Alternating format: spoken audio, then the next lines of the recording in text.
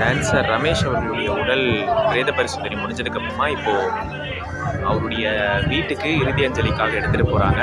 பிரேத பரிசோதனை முடிஞ்சிருச்சு, உடலை ஒப்படைக்க போகிறாங்க. அதுக்காக குடும்பத்தார்கள் இங்கே காத்துட்ருக்காங்க. இன்னும் கொஞ்ச நேரத்தில் உடலை வாங்கிட்டு மோர் மார்க்கெட்டில் அவருடைய வீட்டில் வச்சு இப்போது இறுதி சடங்கை செஞ்சு இறுதி அஞ்சலி செலுத்தி மாலை 5 மணிக்கு நல்லடக்கம் செய்ய போகிறாங்க. உடலை இப்போது வாகனத்தில் ஏற்றுறாங்க. இதை தொடர்ந்து அவருடைய உடல் இப்போ அவருடைய வீட்டுக்கு இறுதி அஞ்சலிக்காக எடுத்துகிட்டு போகிறாங்க.